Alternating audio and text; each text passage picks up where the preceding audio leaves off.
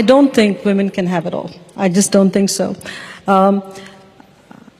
We pretend we have it all. We pretend we can have it all. My husband and I married for 34 years, and we have 2 daughters.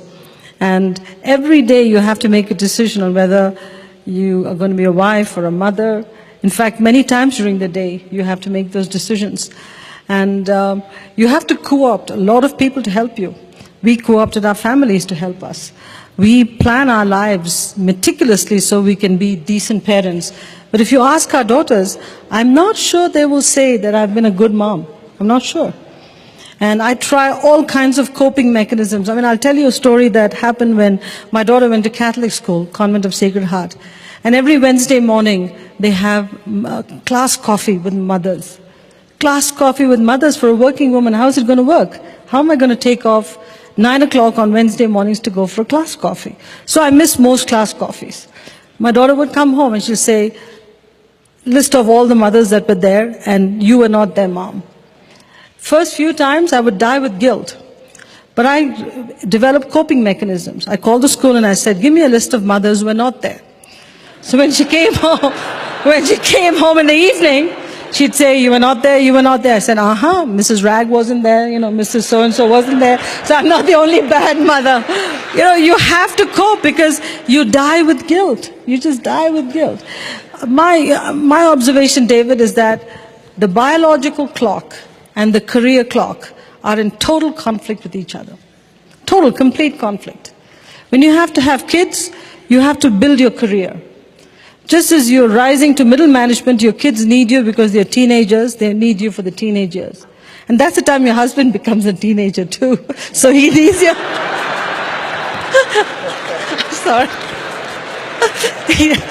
They need you too. So what do? And as you grow even more, your parents need you because they're aging. So we're screwed. I mean, we cannot have it all. But you know what? Coping mechanisms. Train people at work.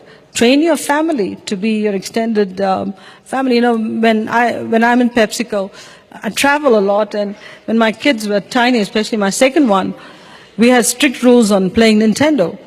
She'd call the office. She didn't care whether I was in China or Japan or India, wherever. She'd call the office. The receptionist would pick up the phone. Can I speak to my mommy? Everybody knows if somebody says, can I speak to mommy, it's my daughter. So she'd say, yes, Tara, what can I do for you?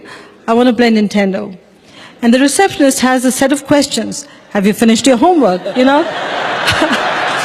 see, I say this because that's what it takes. She goes through the questions and she says, okay, you can play Nintendo half an hour. But she leaves me a message. Tara called at 5. This is what the sequence of questions I went through. I've given her permission. So it's seamless parenting. But if you don't do that, I'm serious. If you don't develop mechanisms with your secretaries, with the extended office, with everybody around you, it cannot work. It can't. Motherhood, stay-at-home mothering was a full-time job. Being a CEO of a company is 3 full-time jobs rolled into one. How can you do justice to all? You can't. The person that hurts the most with this whole thing is your spouse. There's no question about it. Raj always says, you know what, your list is PepsiCo, PepsiCo, PepsiCo, your 2 kids, our 2 kids, your mom, and then the bottom of the list is me. There are 2 ways to look at it. You should be happy you're on the list. So don't complain. Just don't complain. He is on the list, very much on the list. But,